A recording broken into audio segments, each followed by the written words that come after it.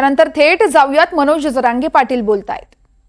त्यामुळे हे मला उचकायचा प्रयत्न करते। त्यामुळे मी ठरले याला घेण्याचंच नाही, किती बडबड करून द्यायची, याला उत्तर देणार।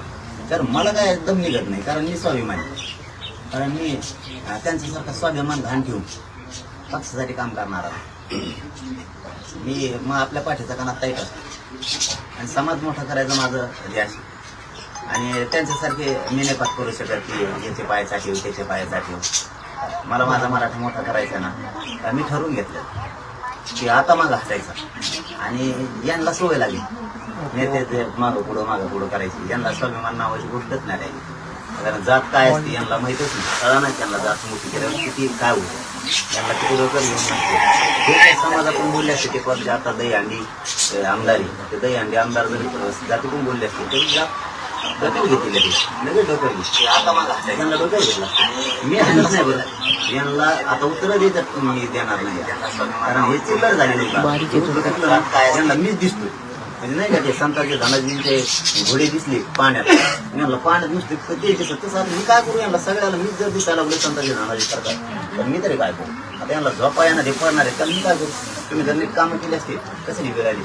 तुम्ही गोरगरिबाचं आरक्षण दिलं असतं, मराठ्यांचं त्या धनगरांचं दिलं असतं। धनगराच्या आरक्षणात सुद्धा धोका आहे म्हणता येईल, वीसच्या आरक्षणात जाहीर आमची माझं आज जाहीर एक गोष्ट सांगणं आठवणीत आली माझ्या म्हणून।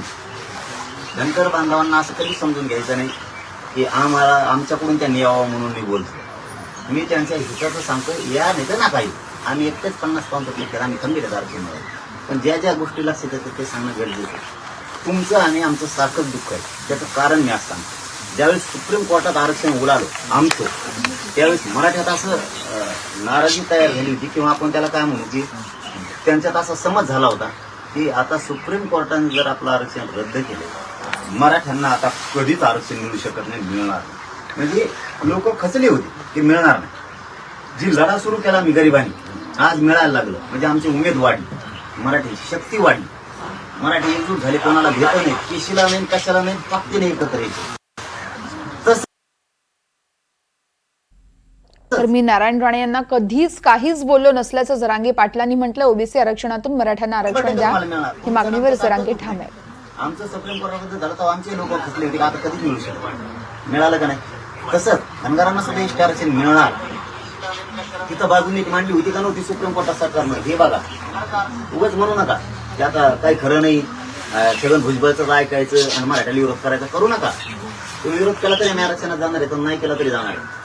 तुम्हाला सुद्धा एसटीतलं आरक्षण मिळणार आहे 100%। आमचंही रद्द केलं सुप्रीम कोर्टात, तुमचंही रद्द केलं, ते तुमच्या फायद्यासाठी सांगतो। पुढे जवळ यावं म्हणून नाही, काय म्हणजे ते धनगर बांधव जवळ करायसाठी या आले तर चांगलीच गोष्ट आहे, असं कल्याण होईल धनगराचा मराठ्यातलं। पण याचा अर्थ असा बी नाही की तुम्ही समजू नका की तुम्हाला जवळ करायसाठी काही सांगतो। मी खरं सांगतो, या अथवा नका येऊ, परंतु आपण शेवटी लहान मोठे भाऊ आहे म्हणून सांगतो। आता तुम्ही जागे वाचले सर्व सांगतो आणि घुसा यासाठी असं म्हटले की आमची। तर सरकारकडे माझी एवढीच मागणी आहे, ओबीसी मधून आम्हाला आरक्षण द्या, आज या मागणीवरती जरांगे पाटील ठाम आहेत। शिवाय मी नारायण राणे यांना कधीच काहीच बोललो नाहीये असं देखील जरांगे पाटलांनी सांगितलंय।